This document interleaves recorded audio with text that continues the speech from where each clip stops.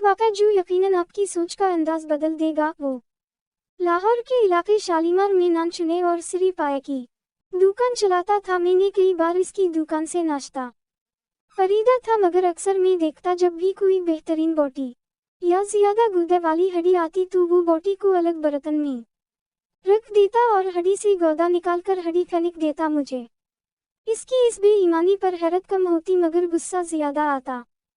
तब मैं ज़ेर तालीम था, कॉलेज में मेरा पहला साल था। बच्चों जैसी झिझक और खौफ मेरे अंदर था। मैं जाकर भी सिरी पाए बेचने वाले से ये नहीं पूछ पाया था कि वो ऐसी बेईमानी क्यों करता है। खैर, मेरे दिल और दिमाग में आने वाले सवालात एहसासात जज्बात को कभी जबान तक ना ला सका।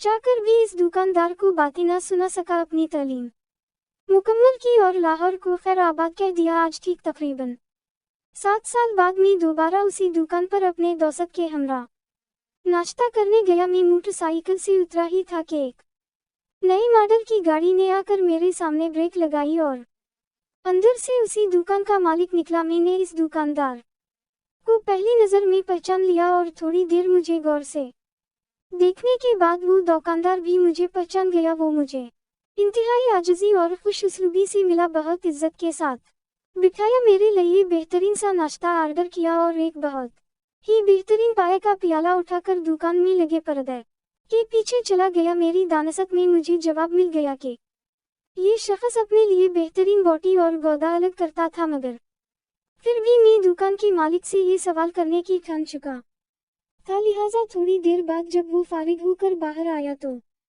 हाथ धोकर मेरी टेबल पर आ बैठा। मैं भी नाश्ता करके फारिग हो चुका था और इसके इंतजार में बैठा था। इसने आते ही एक बार फिर मेरा हाल अहवाल दरियाफ्त किया, मुझसे करीबी अजीजों की तरह मेरी फैमिली के मुतालिक पूछा। मैंने भी सब बातों का सरसरी सा जवाब दिया और आखिर में अपने जहन में मौजूद सवाल को इस दुकानदार के सामने रख दिया और बताया कि ये सरासर बेईमानी है। आप बेहतरीन चीज अपने लिए अलग करके रख लेते हैं, इस हराम की कमाई से आपने गाड़ी भी खरीद ली है। मेरी बात सुनकर वो मुस्कुराया और फिर मुझे कहा, तुम अब भी बचे हो। इसके बाद इसने मुझे जो कहानी सुनाई, इसके इख्तिताम पर हम दोनों रो रहे थे। होटल के मालिक ने बताया कि मेरा नाम फहीम है, मैं साहवाड़ी सिटाप पर रहता हूँ। मैं जो बेहतरीन बोटियों और हड्डियों का गौदा अलग करता था, वो एक औरत जो राह खुदा में मुझसे मांगने आती थी इसे दे देता था। आज वो औरत बूढ़ी हो चुकी है,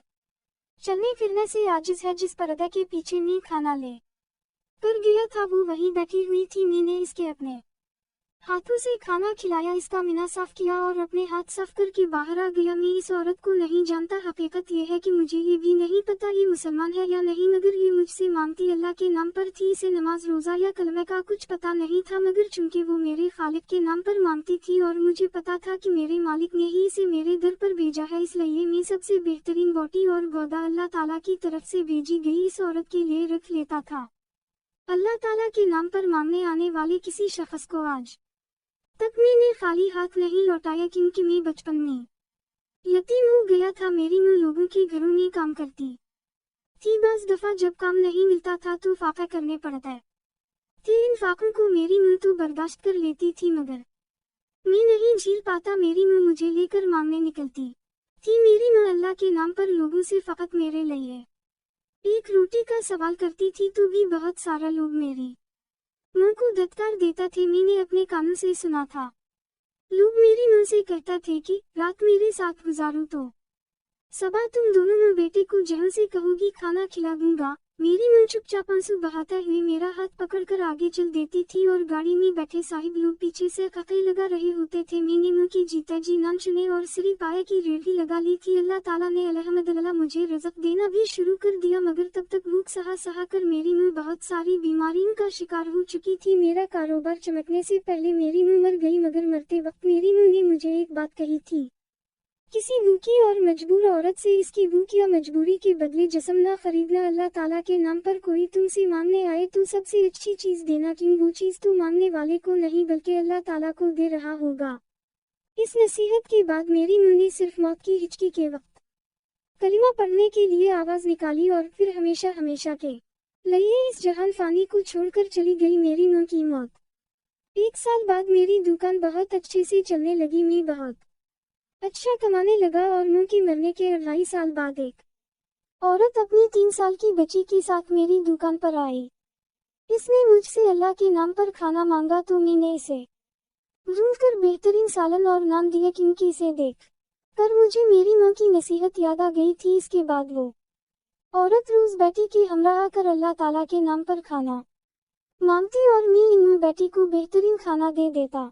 फिर एक बार अचानक वो 3-4 दिन के लिए ना आई तो पता चला इसकी बेटी रोड एक्सीडेंट में मर गई है। मैंने इसकी बेटी के मुतालिक कोई सवाल ना किया था कि इसे कोई दिखना हो। इसने अल्लाह ताला के नाम पर खाना मांगा, मैंने इसे दे दिया। अब मेरी रूटीन बन गई थी। मैं बेहतरीन बोटी और गोदा निकाल कर अलग रखता जाता। यूं ही वो औरत आकर मेरे खालिद के नाम पर हाथ फैलाती, मैं इसे बेहतरीन खाना खिला देता। एक बार वो खाना खाकर मेरी दुकान से निकली ही थी कि तेज रफ्तार रिक्शा से टकरा कर गिर पड़ी। इसकी टांग टूट गई। मैं इसे अस्पताल लेकर गया, इसका वारिस बना, इसका इलाज करवाया। अस्पताल से फारिग होकर इससे इसके वरसा के बारे में पूछा तो इसने कहा कि मेरा कोई वारिस नहीं, बस मेरा अल्लाह ही वारिस है। मैं इस औरत को अपने घर ले आया। इसकी खिदमत करके वो सारी कमी पूरी कर दी जो अपनी माँ की खिदमत करने में मुझसे कोताही हो गई थी। मेरी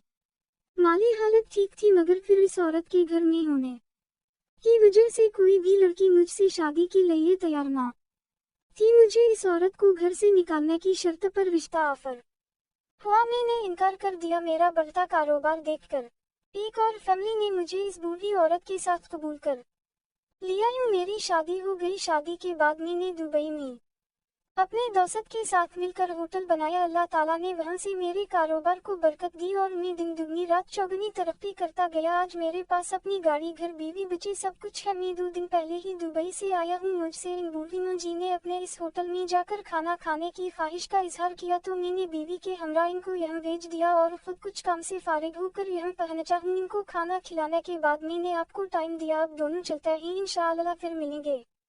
मुलाकात के इख्तिताम पर मैं, मेरा दोस्त और वो दुकानदार तीनों की आंखों में आंसू थे। जबकि दुकान पर आए ग्राहक हमें हैरत से देख रहे थे। मैंने नाश्ते का बिल देना चाहा मगर फहीम ने लेने से इनकार कर दिया। मेरी लाख जिद पर भी वो ना माना तो मैंने मुसाफिहा करने के लिए हाथ आगे बढ़ाया। यूं ही फहीम ने मेरे हाथ से हाथ मिलाया तो मैंने बेसाख्ता फहीम के हाथ पर बोसा दिया और अलविदा कहकर चला।